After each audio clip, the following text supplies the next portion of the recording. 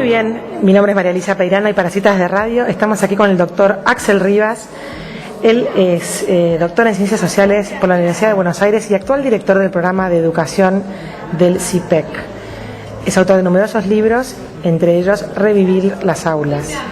Buenas tardes, Axel, gracias por estos minutos de conversación.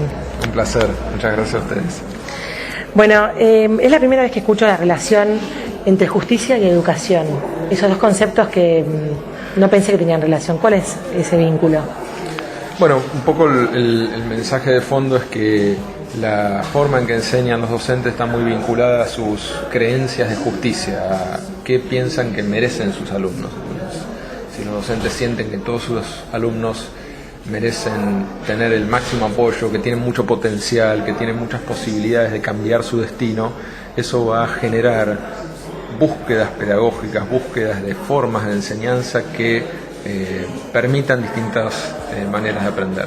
Si en cambio uno piensa que los alumnos están condenados a un cierto destino y hay alumnos que son incapaces por naturaleza o por los padres que les tocó, también eso va a generar un cierto modelo de enseñanza. Entonces es de alguna manera de dónde sale la fuerza para enseñar, de dónde sale la fuerza para crear distintas estrategias que busquen conectar a los alumnos con el conocimiento, es de convicciones de justicia. Yo pienso que nuestros alumnos merecen todo, merecen alcanzar el máximo potencial y creo que las pedagogías, las formas de enseñanza se tienen que adecuar a esa búsqueda. Obviamente nunca va a ser una búsqueda que se satisface y nunca termina, es como una búsqueda que siempre se trabaja y se construye. Hay un tipo de justicia que vos describiste como meritocracia, que es un poco la que impera hoy, de medir a todos con la misma vara. El preconcepto para esa justicia de fondo es el de la igualdad. Sí, yo no diría que la meritocracia es lo que impera hoy, creo que hoy impera una gran confusión. Me parece que la meritocracia es un modelo que durante un cierto periodo, sobre todo pienso en la etapa histórica fundacional de la escuela secundaria en Argentina y en otros países también sigue más presente, pero la meritocracia ordena todo alrededor de ofrecerle lo mismo a todos y hacer responsable del aprendizaje al alumno. Entonces, si yo, escuela, le garantizo que tiene su asiento, que el profesor le enseñó, que el examen que le van a tomar es justo, que el responsable del aprendizaje es el alumno. Y por lo tanto, el que mayor esfuerzo hace, mejor nota va a tener. Parece un modelo que cierra, parece un modelo perfecto, parece un modelo igualitario, pero en realidad esconde que los alumnos son extremadamente desiguales, que los alumnos con menos recursos no están en igualdad de condiciones para tener el mismo proceso de aprendizaje. Y por lo tanto es lo que uno podría llamar una ficción de justicia. La meritocracia asume que son todos iguales y lo que hace es legitimar la desigualdad para de alguna manera no genera mecanismos de compensación para reducir la desigualdad. Entonces es un modelo de justicia que yo creo que no debe ser eliminado, pero que debe ser secundario, que debe haber otras formas de organización pedagógica e institucional de las escuelas que sean más importantes que la meritocracia. Esta como ficción de que somos todos iguales, ¿viene a desbancar eso de la Revolución Francesa de libertad, igualdad y fraternidad? ¿Un poco ese paradigma de fondo? No, claro que no, porque en un sentido los derechos humanos lo que consagran es que todos tenemos los mismos derechos. Ahora, para garantizar esos derechos no hay únicas vías. Y el sistema educativo se formó mucho más para uniformizar, para dar lo mismo a todos, que para llegar de distintas maneras a distintas realidades. En ciertas épocas, cuando se desarrolló el sistema educativo, barrió con la diversidad cultural. Entonces impuso una única lengua, impuso una única cultura, una única forma de aceptar la relación con la nación. Ese modelo educativo tuvo fines, obviamente, en su momento histórico constitutivo, fines del siglo XIX en Argentina, pero al mismo tiempo durante su evolución no encontró alternativas, entonces sigue de alguna manera expresando en su ADN la tendencia a la uniformización, cuando sabemos hoy que los alumnos son muy distintos, sabemos por muchísima literatura pedagógica que los alumnos aprenden cuando uno les presta atención personalizada, cuando uno sigue su trayectoria, lo sabemos, es muy difícil traducirlo a la práctica. Ahí venía mi próxima pregunta. Pareciera como que hay muy buenas ideas y que hay mucha gente muy especialista que la tiene muy clara. Ahora, ¿qué pasa con la brecha cuando nos lo ponemos a hacer en las aulas?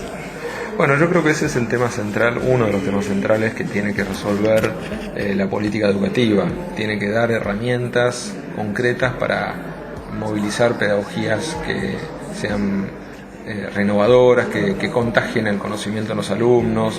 Y eso lleva tiempo, pero requiere un esfuerzo de la política educativa, del sistema de formación docente, que es muy atomizado. Tenemos 1.400 institutos de formación docente con mucha diversidad, el sistema de formación continua, la capacitación docente, los materiales que usan los docentes, los libros de texto. Es decir, hay toda una serie de políticas poco visibles que para mí son las más importantes, que deberían ser los lugares donde se crean los laboratorios de la renovación pedagógica. Y eso no lo he visto tan claro en los últimos años, ni siquiera en la nueva gestión, como el impulso que sí ha tenido la inclusión educativa, la conquista de las creencias por la justicia educativa. Sí creo que ha habido un gran avance, pero también genera una gran brecha con la práctica, y eso requiere muy buenos dispositivos de formación docente, de trabajo en las escuelas, de trabajo con los directivos. Los directivos son actores claves del sistema educativo, los supervisores de escuelas también,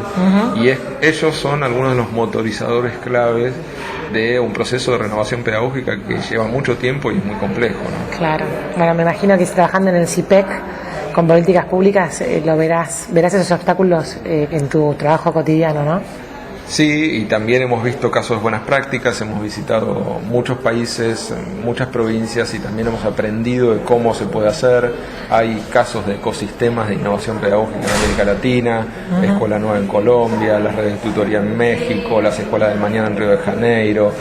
Bueno, nosotros estamos haciendo un proyecto que se llama Comunidades de Aprendizaje, que tiene un gran impacto en la renovación pedagógica desde adentro de las escuelas públicas. Bueno, hay casos.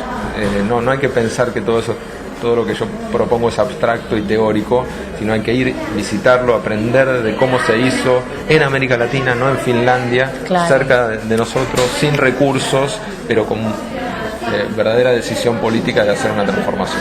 Hay una frase que saqué del libro Revivir las aulas que dice: no hay destino fijo si hay aulas.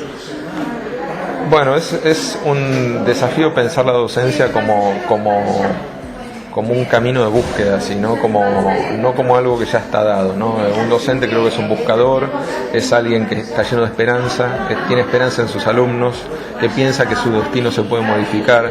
En el momento que un docente baja los brazos, es imposible que alguien se los levante. Es decir, el docente es el que está frente a sus alumnos, el que los mira a los ojos, y por más mejora salarial, de infraestructura y mejoras incluso en las condiciones de vida de los alumnos, que son decisivas, son los docentes los que tienen que tener una bandera de posibilidades, y para mí eso sí está al alcance, o es parte del trabajo de reconquistar la docencia como un trabajo de posibilidades, como un trabajo de desafíos, como un trabajo de deseos, de voluntades, y no como algo que es simplemente una derrota ya definida, ¿no?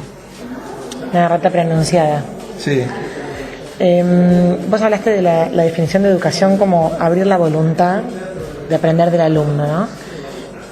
¿Todos los seres humanos tenemos una voluntad de aprender innata que traemos, que nos viene adentro? Todos tenemos mucha necesidad de aprender, pero eso tiene distintas etapas. El aprendizaje no es algo innato, ni que esté presente como una pulsión natural. Ajá. Es algo que se forma, es algo que se construye socialmente. Formamos la curiosidad, formamos las preguntas, formamos el espíritu inquisidor, formamos el disfrute de saber algo nuevo. No es algo que esté innato, de manera que nos podemos simplemente quedar. Esa es una vieja discusión filosófica, ¿no? Pero Rousseau decía, bueno, los niños tienen toda la naturaleza ya dispuesta para aprender, lo que tenemos que hacer es dejarlos como crearles el ambiente para que aprendan solos, ¿no? Creo que en parte es así, en parte, sobre todo en la niñez, uno puede ver que son curiosos, que preguntan, pero eso no sigue, no es natural. Claro. Nosotros lo llenamos nosotros digo la sociedad, las familias, los docentes, lo llenamos de espíritus de conocimiento, de intenciones, de buscar preguntas, de buscar respuestas. Los formamos como investigadores también. O sea, yo creo que la escuela debería formar espíritus inquisidores, que tengan preguntas, que se las contesten con el método científico. No es algo que esté en nuestra genética. Claro. Y en tu experiencia como trabajador con educadores, ¿cuál ha sido tu manera más eficaz de poder conectar con esa voluntad de aprender? ¿Cómo has llegado a ese lugar recóndito donde se gestan las preguntas que les interesan a los chicos? Yo creo que siempre la mayor respuesta para la enseñanza es la retroalimentación. Es decir, cuando uno trabaja con alguien enseñando, lo que tiene que hacer es retroalimentar. Tienen que poder entender qué entendió el otro, qué no. Hay un método muy interesante que comentaba antes, las redes de tutoría en México, que lo que hacen es trabajar mucho con la mayéutica socrática. Entonces empieza un tema con una introducción muy básica y después pregunta. Entonces, bueno, el alumno le van haciendo preguntas sobre cómo harías esto, cómo resolverías este problema. Y una vez que el alumno da respuestas, siguen las preguntas. ¿Y por qué así, no de otra manera? ¿Y por qué se te ocurrió eso? ¿Te parece más fácil? ¿Y qué pensaste cuando se te ocurrió eso? ¿Te sentiste que era la respuesta correcta o tenés dudas? Es decir, hacerle preguntas, recibir retroalimentación, tener paciencia, ir al ritmo de esa persona, no imponerle un ritmo único. Es en definitiva como el sistema tutorial, y yo creo que esa es una de las claves de la enseñanza. Y es cierto que es difícil de practicar en aulas de 30 alumnos, pero tenemos que ser capaces de habilitar otras prácticas pedagógicas, las tutorías entre alumnos, los espacios diferenciados de trabajo en grupos, y tenemos que ser capaces de dar retroalimentación. Los cuadernos, las actividades que hacen nuestros alumnos tienen que tener retroalimentación nuestra. No se aprende solo y no se aprende de alguna manera por seguir la regla del grupo. Cada uno es muy diferente. La última, un tema más coyuntural. ¿Qué opinás de la obligatoriedad de la salita de 3 años para los niños?